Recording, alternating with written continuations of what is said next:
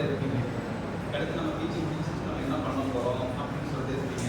PG முடிக்கிறவங்க PG பண்ணலாமா இல்லை ஏதாவது ஒரு எக்ஸாம் கிளியர் பண்ணலாமா லைஃப் செட்டில் ஆகிடலாமா அப்படின்னு சொல்லிட்டு அப்படிங்கிற ஒரு திங்கிங்கில் இருக்கும்போது கரெக்டான நேரத்தில் உங்களுக்கு இந்த ஒரு ப்ரோக்ராம் ஆர்கனைஸ் பண்ணியிருக்கிறாங்க. சரிங்களா? அதுபோல் கார்த்திகை சாருக்கு ஒரு தேங்க்ஸ் சொல்லிடுறேன். சரிங்களா? நான் ரெண்டு செஷன் நான் கேட்டிருக்கேன் சார்கிட்ட. ஃபர்ஸ்ட் செஷனில் வந்துட்டு உங்களுக்கு எக்ஸாம் ப்ரிப்பரேஷனை பற்றி நான் ரெண்டாவது செஷனில் நான் சொல்லிடுறேன். முதல்ல எக்ஸாம்ஸ் காம்படிட்டிவ் எக்ஸாம்ஸில் நீங்கள் என்ன பண்ணணும் அப்படிங்கிற ஒரு புரிகிற மாதிரி நான் சொல்லி கொடுத்தேன். உங்களுக்கு புரியலைனாலும் நீங்கள் கேளுங்க. மேக்ஸிமம் வந்துட்டு நாங்கள் அதிகமாக பேச போகிறது இந்த டிஎன்பிஎஸ்சி எக்ஸாம். சரிங்களா? செகண்ட் செஷனில் நான் அதுக்கப்புறம் உள்ள எக்ஸாம்ஸ் என்னென்ன இருக்குது அப்படிங்கிறத உங்களுக்கு நான் சொல்லிடுறேன். முதல்ல நம்ம பேசுகிறது இந்த டிஎன்பிஎஸ்சி எக்ஸாம்ஸ் பற்றி மட்டும்தான் நான் இன்றைக்கி சொல்ல போகிறேன். சரிங்களா? அதுக்கு முன்னாடி நம்ம எக்ஸாம்ஸ்க்கு நம்ம தயார் பண்ணிக்கணும். சரிங்களா? இது வரைக்கும் யாராவது ஒரு டைம்னாச்சும் நான் டிஎன்பிஎஸ்சி எக்ஸாம் அட்டன் பண்ணியிருக்கேன் சார் அப்படின்னு சொல்லுவாங்க. யாராவது சூப்பர். இவங்கெல்லாம் ஒரு 50% முடிச்சிட்டாங்க. இவங்க வெற்றி இருக்குன்னா ஒரு 50% தான் இருக்குது அவங்க. சரிங்களா? அவங்களை எல்லாரும் பார்த்துட்டு. சரிங்களா? சரி, இப்போ இந்த டிஎன்பிஎஸ்சி எக்ஸாமுக்கு முன்னாடி நீங்கள் லைஃப்பில் வந்துட்டு ஒரு அச்சீவ்மெண்ட் வச்சுருக்கீங்க. இதுதான் சார் என்னோட குறிக்கோள், இதுதான் என்னோட ஆம்பிஷன், இதுதான் என்னோட எய்ம் அப்படின்னு சொல்லிட்டு ஒரு குறிக்கோள் வச்சுருக்கீங்க. எல்லாருக்கும் குறிக்கோள் இருக்குதான்? எல்லாருக்கும் குறிக்கோள் இருக்குதான்? குறிக்கோள் இல்லாத இருக்கிறீங்களா? இல்லை, எல்லாருக்கும் ஒரு ஆம்பிஷன் இருக்குது. சரிங்களா? எல்லாருமே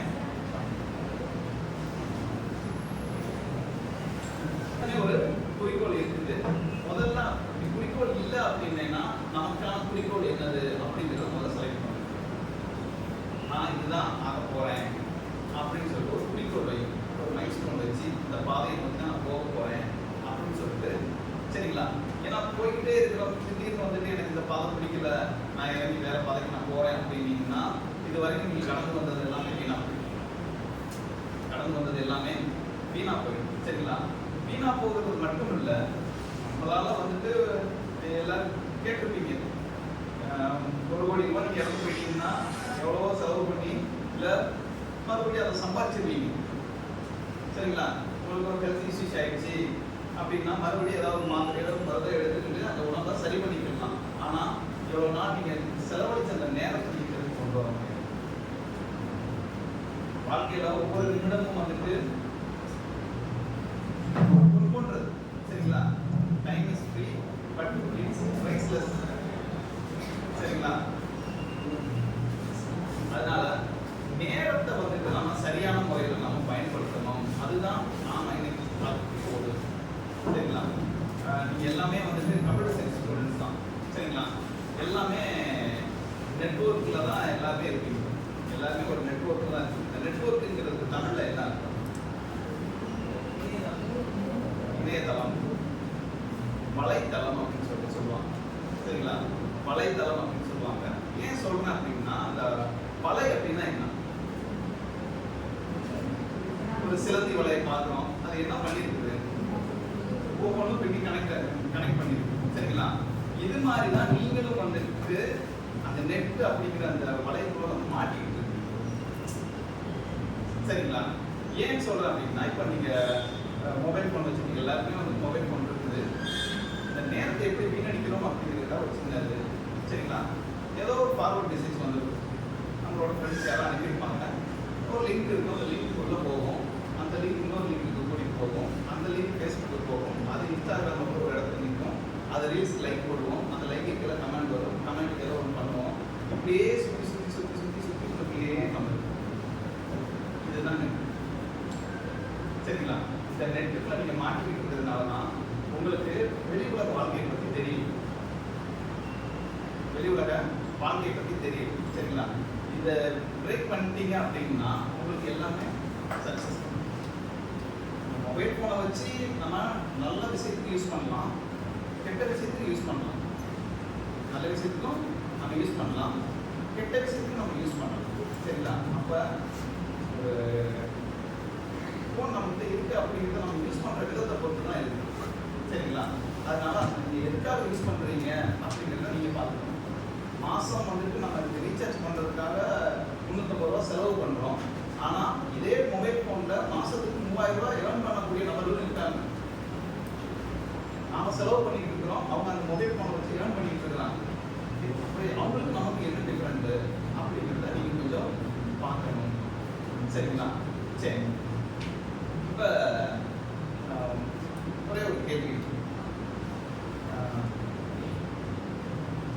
சரி, கேள்வி ஆரம்பிச்சதுக்கு அப்புறம் இடையில நான் சொல்கிறேன். சரி, இப்போ நம்ம பார்க்க இருக்கிறது முதல்ல எக்ஸாம்ஸ் பற்றி தான் நம்ம பார்க்குறோம். இப்போ முதல்ல நம்மளோட குறிக்கோள் என்னங்கிறத முடிவு பண்ணிடுது. சரிங்களா? இப்போ டிஎன்பிசியில் வந்துட்டு நிறைய எக்ஸாம்ஸ் இருக்குது. இந்த நிறைய எக்ஸாம்ஸில் நம்ம என்ன எக்ஸாம் வந்துட்டு நான் ப்ரிப்பேர் பண்ண போகிறேன் அப்படிங்கிற ஒரு குறிக்கோள் ஒன்று வச்சுக்கோங்க. சரிங்களா? வச்சுக்கிட்டு ஒரு குறிக்கோள் பார்க்கலாம் அப்படின்னா கூட வந்துட்டு நம்ம கூட நண்பர்கள் ஃப்ரெண்ட்ஸ் எல்லாம் இருப்பாங்க. இந்த நெகட்டிவ் தாட் உள்ளவங்களை வந்துட்டு கொஞ்சம் பேர் கொஞ்சம் கால்பர் பண்ணுறாங்க, குரூப் கால்பர் பண்ணுறாங்க, ஒரு 4000 வேக்கண்ட் இருக்குது அப்படின்னு சொல்லிட்டு கால்பர் பண்ணுறாங்க. சரிங்களா? உடனே நம்மளும் வந்துட்டு ஆர்வத்தில் வந்துட்டு 4000 வேக்கண்ட் இருக்குது, நம்ம அப்ளை பண்ணிடுவோம் அப்படின்னு சொல்லிட்டு அப்ளை பண்ணுறோம். ஆனால் எக்ஸாம் போகிறதுக்கு முன்னாடி வந்துட்டு ஒரு ஃப்ரெண்டு சொல்லுவான், டேய் எத்தனை பேர் அப்ளை பண்ணியிருக்காங்க தெரியுமா அப்படின்னு சொல்லிட்டு கேட்போம். எத்தனை இருக்கும்? 25 லட்சம் 30 லட்சம் இருக்கும். 30 லட்சம் பேரில் உனக்கு ஒரு வேலை கிடைக்க போதா அப்படின்னு சொல்லிட்டு அப்போவே நம்ம நெகட்டிவாக பேசி, நமக்கு தேவை வந்துட்டு 25 லட்சம் வேலை கிடையாது, உங்களுக்கு தேவை ஒரு வேலை தான். அந்த 4000 வேக்கண்ட்ல உங்களுக்கு தேவை ஒன்று தான். நீங்கள் 4000 கேட்கலையே, அந்த ஒரு வேக்கண்ட் தான் உங்களுக்கு தேவை. ஒரு வேக்கண்ட் என்ன அப்படிங்கிறத நீங்கள் அச்சீவ் பண்ணிட்டீங்கனாலே போதும். அந்த நெகட்டிவ் தாட் உள்ளவங்க அப்படியே உறங்கிட்டு. சரிங்களா? இப்போ கோல் என்ன அப்படிங்கிறத பார்த்தாச்சு, இந்த நெகட்டிவ் தாட்டுங்கிறத விட்டாச்சு. அதுக்கு அடுத்து எப்படி ப்ரிப்பரேஷனுக்கு வரணும் அப்படிங்கிறது கொஞ்சம். சரிங்களா? இப்போ ப்ரிப்பரேஷன் பண்ணணும் அப்படின்னம்னா முதல்ல வந்துட்டு நம்மக்கிட்ட ஒரு மேப் இருக்கும். இப்போ இங்கேருந்து நான் மதுரைக்கு போகிறேன் அப்படின்னம்னா உடனே கூகுளில் போடுறோம். இங்கேருந்து மதுரைக்கு போகிறதுக்கு நம்ம மேப்பிங் போடுறோம். போட்டோடனே அது வெவ்வேறான ரூட்டில் வந்து காட்டுது. இது டோல் உள்ளது, இது டோல் இல்லாதது, இது ஷார்ட்கட் அப்படின்னு சொல்லிட்டு, இது கிலோமீட்டர் அப்படின்னு சொல்லிட்டு நமக்கு வே ஆஃப் மெத்தட் வந்து நமக்கு காமிக்குது. சரிங்களா? அதை நம்ம இப்போ சூஸ் பண்ணுறோம். நமக்கு எது பெட்டராக இருக்குன்னு சொல்லிட்டு நம்ம சூஸ் பண்ணுறோம் இல்லைங்களா? அது மாதிரி ஒரு மேப் போடணும். எந்த எக்ஸாம்ஸ் நம்ம படிக்கலாம், எந்த எக்ஸாம் படித்தா நம்ம ஈஸியாக வந்துட்டு கிளியர் பண்ணலாம் அப்படின்னு ஒரு மேப்பிங் போடுறீங்க. சரிங்களா? போட்டு முடிச்சாச்சு. இப்போ ஒரு எக்ஸாம்ஸ் வந்துட்டு நீங்கள் சூஸ் பண்ணிட்டீங்க. சூஸ் பண்ணோடனே அதுக்கு முதல்ல நம்ம என்ன ப்ரிப்பேர் பண்ணணும் அப்படின்னா மேப்பிங் போட்டாச்சு. அதுக்கு தேவையான மெட்டீரியல்ஸ் வேணும். எது நம்ம போகிறோம் அப்படின்னோம்னா அதுக்கு தேவை ஏதாவது ஒரு பஸ்ஸோ காரோ ஏதோ ஒன்று நமக்கு சம்திங் வேணும். அப்போ ஏதோ ஒன்று நம்ம சூஸ் பண்ணணும். அது மாதிரி தான் நம்ம ஒரு நம்ம சூஸ் பண்ணியாச்சு. இந்த எக்ஸாம் தான் நான் பார்க்க போகிறேன், இதை தான் நான் படிக்க போகிறேன், இதை தான் ப்ரிப்பேர் பண்ண போகிறேன் அப்படின்னு சொல்லிட்டு அதை ரெடி பண்ணுறோம். ரெடி பண்ணோடனே அதுக்கு மெட்டீரியல்ஸ் என்ன? இப்போ டிஎன்பிஎஸ்சி பொறுத்த வரைக்கும் அதனுடைய மெட்டீரியல்ஸ் அப்படின்னு சொல்லி என்னன்னு பார்த்தீங்க அப்படின்னா, உங்களுடைய வீட்டில் பக்கத்து பிள்ளைங்க படிக்கிறாங்க இல்லைங்களா, ஸ்கூல் பிள்ளைங்க, அவங்களுடைய புக்ஸ் தான் உங்களுக்கு மெட்டீரியல்ஸ். அதனால கவர்மெண்ட் ஸ்கூல்லையோ இல்லை மெட்ரிகுலேஷன்லையோ படிக்கக்கூடிய அந்த 6th to 12th படிக்கக்கூடிய அந்த ஸ்கூல் பிள்ளைகளுக்கு இருக்கக்கூடிய புக்ஸ் தான் உங்களுக்கான மெட்டீரியல்ஸ். சரிங்களா? அப்போ அந்த புக்ஸ் எல்லாம் கலெக்ட் பண்ணுங்க. அந்த புக்ஸ் எல்லாம் கலெக்ட் பண்ணீங்க அப்படின்னா 6th to 12th வரைக்கும் இருக்கக்கூடிய புக்ஸ் எல்லாம் கலெக்ட் பண்ணி அதில் பார்த்தோம் அப்படின்னோம்னா, நான் சொல்ல வரேன், டிஎன்பிசி எழுதணும்னா தெரியும் எத்தனை மார்க்குக்கு எழுதிருக்கீங்க? 300. 200 கொஸ்டின்ஸ் இருக்கும். அதாவது மார்க் 1.5 300 இருக்கும். அதில் தமிழுக்கு எத்தனை மார்க் வரும்? 100 மார்க் வரும். சரிங்களா? இப்போ ஒரு எக்ஸாம்ஸ் வந்துட்டு ஒரு கட் ஆஃப் வைக்கிறாங்க அப்படின்னா குறைந்தபட்சம் ஒரு 175 அவ்வளோதான் அதிகபட்சமாக வைக்கிறாங்க. சரிங்களா? இப்போ நம்ம தமிழ்நாட்டில் இருக்கிறோம், தமிழ் நம்மளுக்கு நல்லா தெரியுது. சரிங்களா? 12th வரைக்கும் நல்லா தமிழ் படிச்சிருக்கிறோம். வந்து டிகிரியில் வந்து பார்க்குறோம், தமிழ் 2 வருஷம் வரைக்கும் நம்ம படிச்சிருக்கிறோம். அப்போ அந்த தமிழ் நம்ம 100க்கு 100 நம்ம வாங்கிக்கணுமே. 100க்கு 100 நம்ம வாங்கிட்டோம் அப்படின்னோம்னா மீதி ஒரு 75% தான். அதை ஈஸியாக நம்ம வாங்கிட்டு போயிடலாமே. நீங்கள் வந்து கணினி அறிவியல் இருக்கிறீங்க, உங்களுக்கு ஆப்டிடியூட், மென்டல் எபிலிட்டி, சரிங்களா, சிஎஸ் எல்லாமே உங்களுக்கு ஃபிங்கர்டிப்ஸில் வச்சுருப்பீங்க. அப்போ எங்களை காட்டிலும் நாங்கள் எங்களுடைய இளங்கலை, அதாவது யூஜி மாணவர்களை காட்டிலும் உங்களுக்கு அதிகமாக வந்துட்டு பவர் இருக்கு. ஏன்னா உங்களுக்கு மேக்ஸ் தெரியும், அலைகள் பிசிக்ஸ் படிச்சிருப்பீங்க சரிங்களா. சிஎஸ் ஒரு மேஜர் இருக்கு, ப்ளஸ் அடிஷ்னலாக உங்களுக்கு லாங்குவேஜ் தெரியும். அப்போ எல்லா குவாலிஃபிகேஷன் உங்களுக்கு இருக்குது சரிங்களா. அப்போ நீங்கள் தான் அதுக்கு சரியான ஒரு நபர் அப்படிங்கிறத சூஸ் பண்ணிக்கலாம் சரிங்களா. இப்போ மெட்டீரியல் கலெக்ட் பண்ணிட்டீங்க, அடுத்து இப்போ என்ன பண்ணணும்?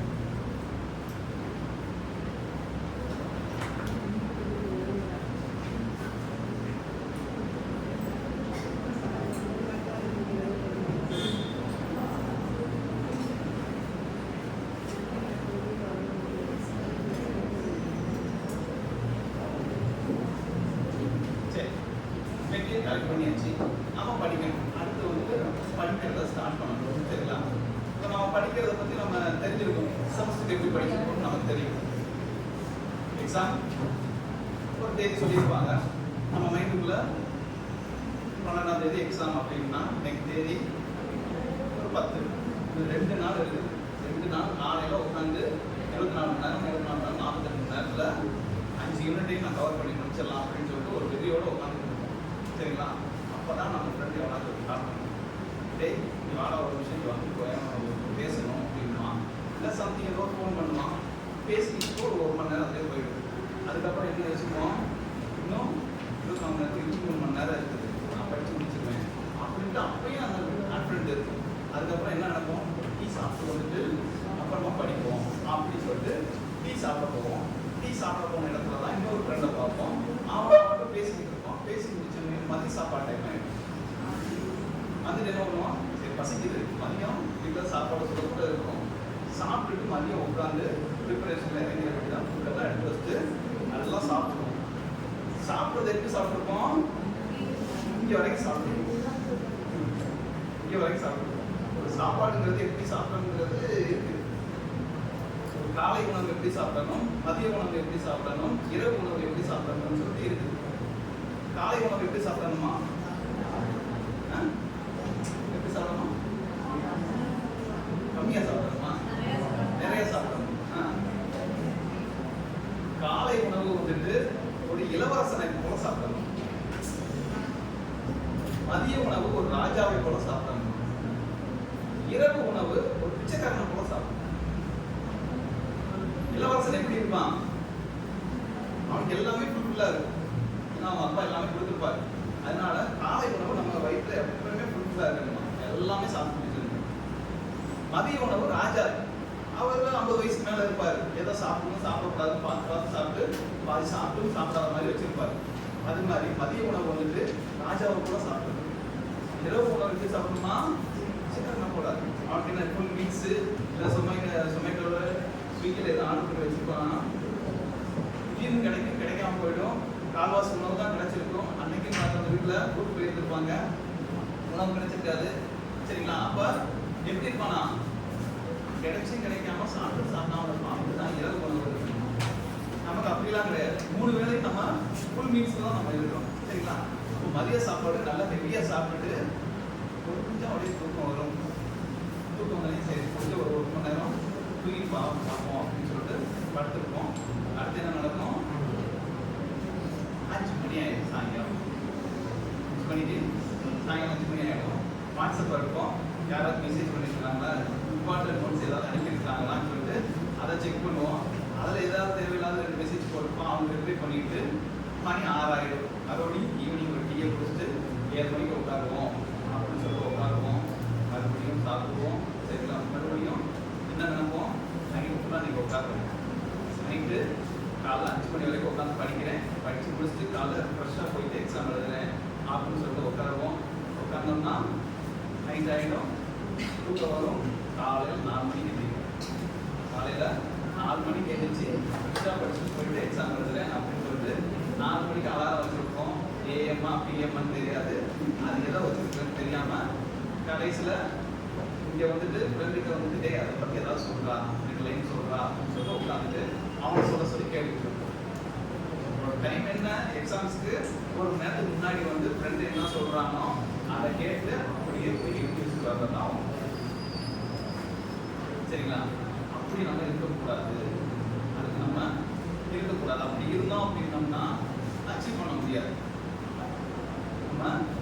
பண்ண முடியாது. அதனால இந்த படிக்கிற ஷெடியூல் அப்படிங்கிறது நீங்கள் முடிவு பண்ண வேண்டியது தான். உங்களுக்கு தெரியும் நம்மளோட கெப்பாசிட்டி எவ்வளவோ அப்படின்னு உங்களுக்கு தெரியும். அப்போ அந்த கெப்பாசிட்டிக்கு தகுந்த மாதிரி ஒரு நாளைக்கு வந்துட்டு 24 மணி நேரம், 24 மணி நேரத்தில் என்னால் எவ்வளோ படிக்க முடியும் அப்படிங்கிறது நீங்கள் முடிவு பண்ணிக்கணும். நீங்கள் முடிவு பண்ணிக்கணும், சரிங்களா? இப்போ நம்ம படிக்கிறோம், படித்த ஒரு விஷயம் நம்மகிட்ட இருக்குது, படிச்சுட்டு வந்துட்டு நல்ல ஸ்டூடெண்ட்ஸ் இருக்கிறாங்க, படிச்சுட்டு வர்றாங்க, படிச்சுட்டு வந்துட்டு ஆனால் எக்ஸாம்ஸ் போகிறதுக்கு முன்னாடி வந்து மறந்துடுது. ஏன்?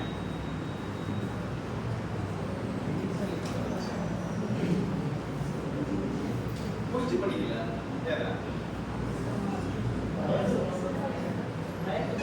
பயத்துல மறந்துடுவோம். வேற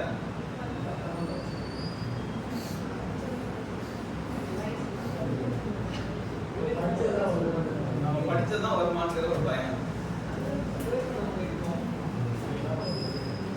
உங்களுக்கு கான்டாக்ட்ல இருக்கிறதுனால ஒரு நம்பர் வந்து பணமா இருக்குது. அது மாதிரி தான் படிக்கும், அது மாதிரி தான் படிப்போம். ஒரு விஷயத்தை நீங்கள் படிக்கிறீங்க அப்படின்னா சைக்காலஜிக்கலாக நம்ம உடம்புல என்ன நடக்குதுன்னு சொல்கிறாங்க. இப்போ ஒரு போர்ஷன் வந்துட்டு படிக்கிறீங்க அப்படின்னா ஒரு 10 நாளைக்குள்ள வந்துட்டு 50% மறந்து போயிருக்கும். 10 நாள் வரைக்கும் தான் உங்களோட கெப்பாசிட்டியில் உள்ளே இருக்குமா அந்த ஸ்டோரேஜில். அதுக்கப்புறம் நீங்கள் ரீகால் பண்ணலாம் அப்படின்னா அந்த படித்த அந்த செய்தி, அந்த மெசேஜ் டெலிட் ஆகிடும். அதுக்குள்ளே நீங்கள் ரீகால் பண்ணாதான் உண்டு. அதுக்கப்புறம் பார்த்தோம் அப்படின்னா மீதி ஒரு 10 நாளைக்குள்ள மீதி இருக்கிற 25% டெலிட் ஆகிடும். அதுக்கப்புறம் போச்சு அப்படின்னா மீதி இருக்கிற 25 டெலிட் ஆகிடும். அப்போ ஒரு விஷயத்தை நீங்கள் படிக்கிறீங்க அப்படின்னா அதை திரும்ப நீங்கள் ரீகால் பண்ணணும். ரீகால் பண்ணாமல் நீங்கள் அதே படிச்சாச்சுல விட்டுருவோம் அப்படின்னு சொல்லிட்டீங்கன்னா மறந்து போயிடும். அது மறக்கக்கூடாது, சரிங்களா? இந்த மறக்கிறதுக்கு அப்படிங்கிறது 3 விஷயம் சொல்றாங்க. அது என்ன அப்படின்னா, அப்படி படிச்சிருப்பீங்க, உங்களுக்கு தெரிஞ்ச ஒரு விஷயம் தான்.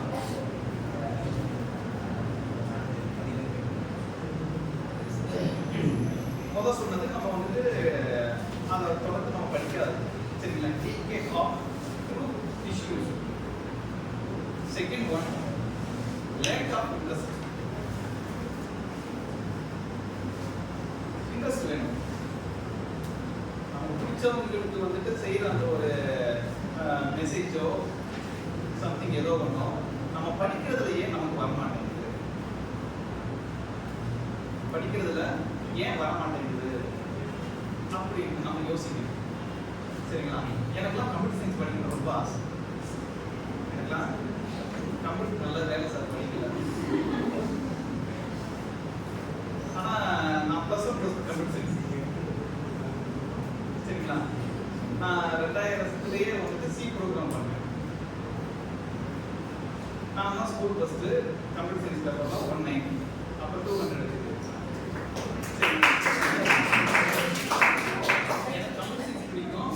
ரொம்ப இன்ட்ரெஸ்ட் பண்ணுவேன், சரிங்களா? இப்பயுமே வந்துட்டு டிபார்ட்மெண்ட்டில் எங்களுக்கு ஏதாவது சிஸ்டம் ஒர்க் அப்படின்னா நான் தான் போய் பண்ணுவேன். எனக்கு ரொம்ப பிடிக்கும். ஏன்னா சிஸ்டம் அப்படின்னா கம்ப்யூட்டர் சயின்ஸ் ஸ்டூடெண்ட்டுமே ரொம்ப பிடிக்கும் எனக்கு.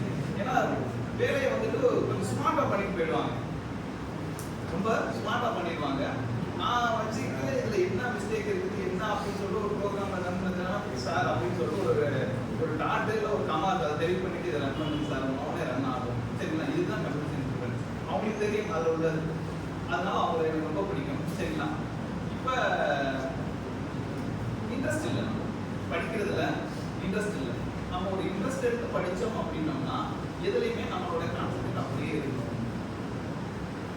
எதுலையே ஒன்று கான்செப்ட் நமக்கு அப்படியே இருக்கும். இன்ட்ரெஸ்ட் இல்லாமல் படித்தோம் அப்படின்னோம்னா அது மறந்து போயிடும், சரிங்களா? மூணாவது என்ன சொல்கிறாங்க அப்படின்னா டிஸ்ட்ராக்ஷன். படிச்சுட்டு இருக்கோம், அப்போதான் வந்து நமக்கு ஃபோன் அடிக்கிற மாதிரி சொல்லுங்க. ஃபோனே அடிச்சிருக்காது, யாரும் கால் பண்ணிக்க மாட்டாங்க. ஆனாலும் நமக்கு என்ன தோணும், யாரோ ஃபோன் அடிக்கிறாங்களே அப்படின்னு சொல்லிட்டு செக் பண்ணி பார்ப்போம். ஃபோன் வந்துருக்காங்க, சரிங்களா? பக்கத்தில் ஏதோ பேசிக்கிட்டு இருப்பாங்க, அவங்க பேசுறத இங்கேருந்து காது கேட்டுக்கிட்டு இங்கே நம்ம படிச்சுக்கிட்டு இருக்கோம். ஆனால் நம்மளோட காது எங்கே இருக்கும், பக்கத்தில் பேசுகிறவங்க கிட்ட வந்துட்டு, சரிங்களா? இதுதான் டிஸ்ட்ராக்ஷன். அப்போ இந்த 3 விஷயம் தான் நாம் படித்ததை மறக்கிறதுக்கான ஒரு, இந்த 3 இல்லாமல் பண்ணிட்டோம் அப்படின்னோம்னா ஈஸியாக நம்ம வந்து ஃபோக்கஸ் பண்ணிக்கலாம். நீங்க விட்டுறணும். இதை எப்படி நீங்க அவாய்ட் பண்ணலாம் அப்படிங்கிறதையும் அடுத்த கிளாஸ்ல நான் சொல்றேன். இது மூணையும் அவாய்ட் பண்ணணும்னா ஒரு 6 பார்ட், அந்த 6 இதையும் ஃபாலோ பண்ணீங்க அப்படின்னா அந்த மூணையும் கம்ப்ளீட்டா அவாய்ட் பண்ணிடலாம். சரிங்களா? சரி, இப்போ ஸ்கூல் புக்ஸை சொன்னேன். இந்த ஸ்கூல் புக்ஸை தவிர்த்து ப்ளஸ் ஒன் ப்ளஸ் டூவில் பார்த்தீங்க அப்படின்னா மேக்ஸிமம் வந்துட்டு ப்ளஸ் ஒன் ப்ளஸ் டூவில் வந்து அதிகமாக வராது. ப்ளஸ் ஒன் ப்ளஸ் டூவில் வந்துட்டு என்ன வரும்னு பார்த்தோம் அப்படின்னா இந்த ஹிஸ்ட்ரி, எக்கனாமிக்ஸ் இந்த மாதிரி சப்ஜெக்ட் தான் நமக்கு வரும். சரிங்களா? அப்போ அது ஓரியன்டடாக புக்ஸை நீங்கள் பார்க்கணும். அதே மாதிரி பார்த்தோம் அப்படின்னம்னா டெய்லி வந்துட்டு நியூஸ் பேப்பர் வந்து அவ்வளோதான். யாருக்கு நியூஸ் பேப்பர் படிக்கிற பழக்கம் இருக்கு?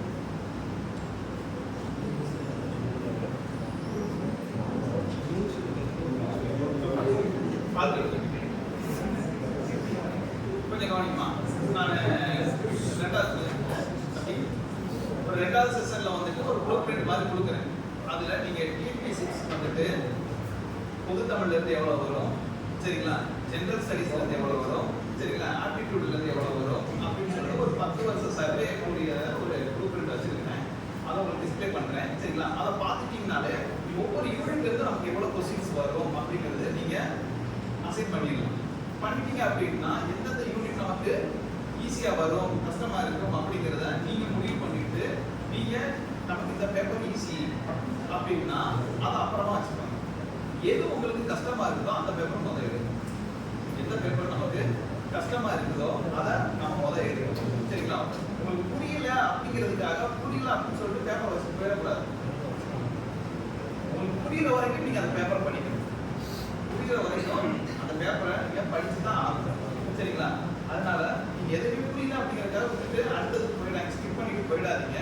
சரிங்களா? சொல்லுவாங்க, அதாவது கிராமத்தில் ஒரு பழமொழி சொல்லுவாங்க, இந்த ஆடு வந்துட்டு புல் மேயிறப்ப பார்த்துருப்பீங்க. ஆடு வந்துட்டு புல் மேயிறப்ப பார்த்துருப்பீங்க. அது என்ன பண்ணும்?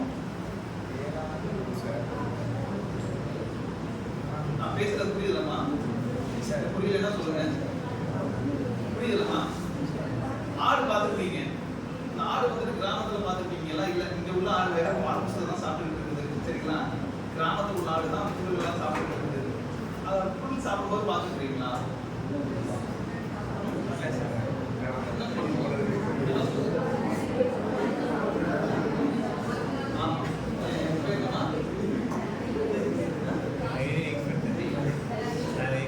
தெய்வதர்ஷினி வந்து சரியான பதில் சொல்லியிருக்காங்க.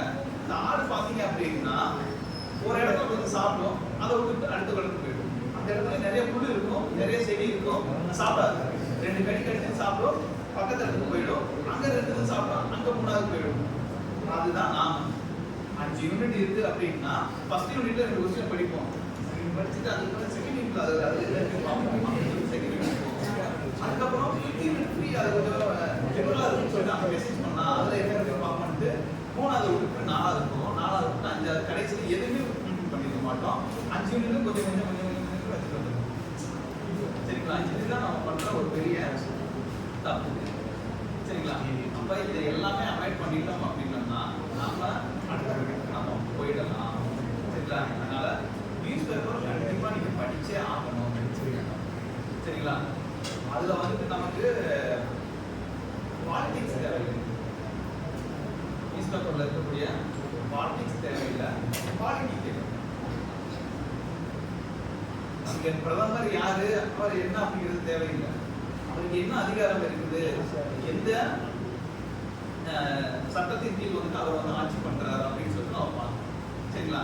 இப்ப நம்ம நிறைய பேர் எல்லாருமே சோசியல் மீடியால இருக்கிறோம். சோசியல் மீடியால நம்ம இருக்கிறோம். சரிங்களா?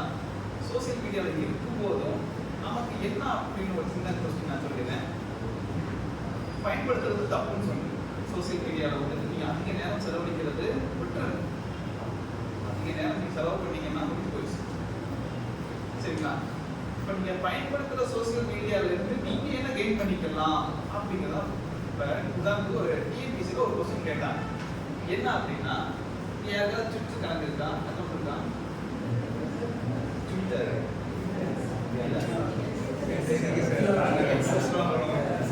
ஒன்னா இருந்தா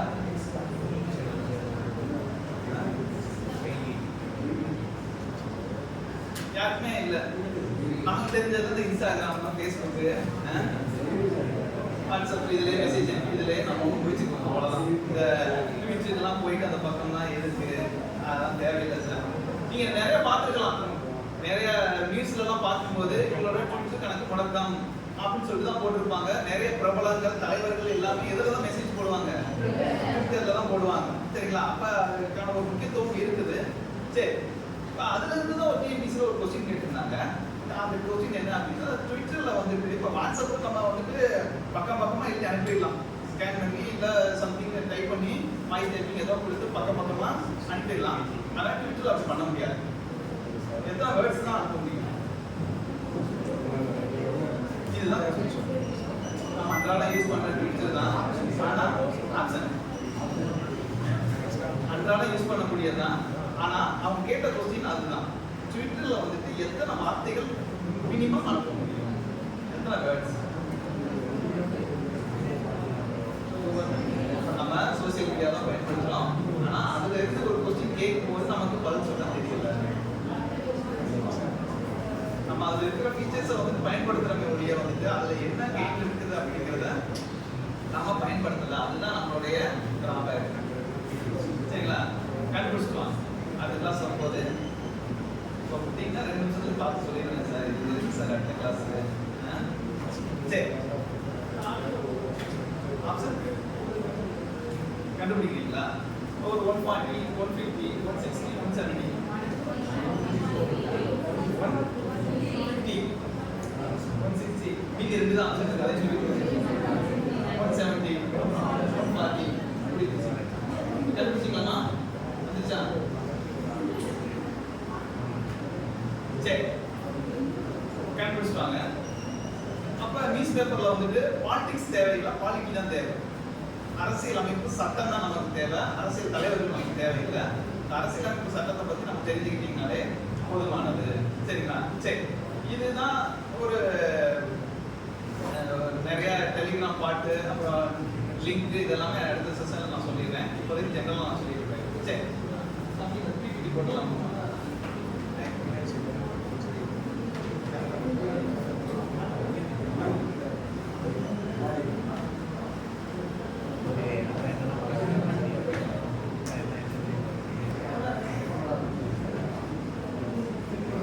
டிஎன்பிஎஸ்சி எப்போ ஆரம்பிச்சாங்க அப்படிங்கிறது யாருக்காக? சரி, டிஎன்பிஎஸ்சி அப்படிங்கிறது யாரோட கான்செப்ட் அப்படின்னு சொல்லி பார்த்தோம் அப்படின்னோம்னா ஆங்கிலேயர்களுடைய கான்செப்ட். நாம படிக்கக்கூடிய இந்த கல்வி முறையே யாரோடது தான்? ஆங்கிலேயர்களுடைய தான். குறிப்பா யாரோடது?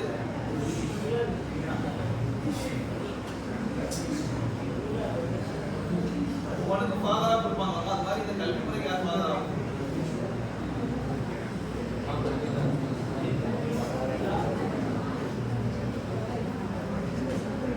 நாம் படிச்சிருக்கோம் அப்படின்னா 10th, +2, +3 இந்த மெத்தட் படிக்கிறோம் அப்படின்னா இந்த மெத்தட் யாரோட கான்செப்ட்னா ஆங்கிலேயர்களுடைய கான்செப்ட் தான்.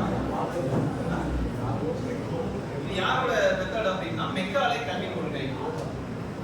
மெக்காலேனுடைய அந்த கல்விக் கொள்கையின் படி தான் நம்ம வந்துட்டு இந்த மெத்தட்ல வந்துட்டு 10th, அப்புறம் +2, அப்புறம் +3 3 வருஷம் டிகிரி இந்த மெத்தட்ல படிக்கிறது வந்துட்டு அவங்க கொடுத்த அந்த கான்செப்ட் தான். அதே மாதிரி தான் இந்த டிஎன்பிஎஸ்சி அப்படிங்கிற இந்த கான்செப்டும் யாரோடது தான் அப்படின்னு சொல்லி பார்த்தோம் அப்படின்னா ஆங்கிலேயர்களுடைய கான்செப்ட் தான்.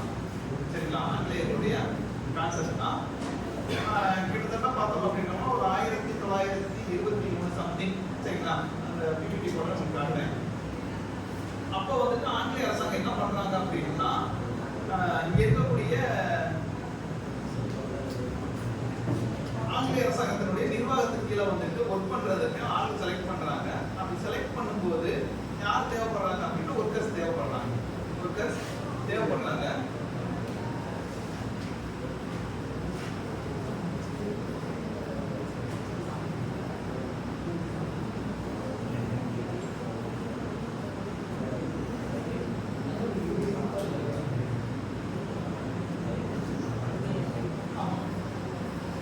ஆயிரத்தி 1923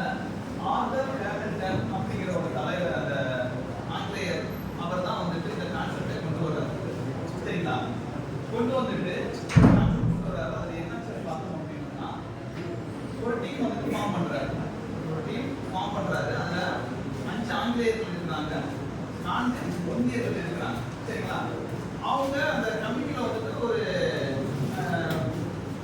ஒரு திட்டம் கொண்டு வர்றாங்க. என்ன அப்படின்னா, அடுத்த 15 ஆண்டுக்குள்ள வந்துட்டு 50% இந்தியர்களும் 25 ஆண்டுகளுக்கு வந்து 100% வந்துட்டு இந்த டீம்ல வந்து இந்தியர்கள் மட்டும்தான் இருக்கணும், அதை நோக்கி சேவ் பண்ணுங்க அப்படின்னு சொல்லிட்டு இந்த குழு வந்துட்டு பரிந்துரை பண்ணிடுறாங்க. சரிங்களா? அதுக்கப்புறம் என்ன நடக்குது அப்படின்னா, 1929 வந்துட்டு நமக்கு வந்துட்டு தமிழ்நாடு அப்படிங்கிறதுக்கு முன்னாடி என்னதான் பேர் இருந்துச்சு?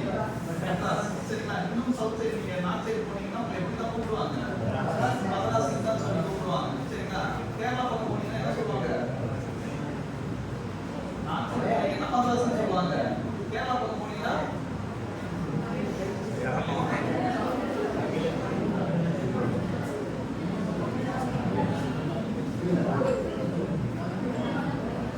தெரியலையா? பாண்டியர் அப்படின்னு சொல்லுவாங்க. பாண்டியர் வந்து பாண்டிய நாடுன்னு சொல்லுவாங்க.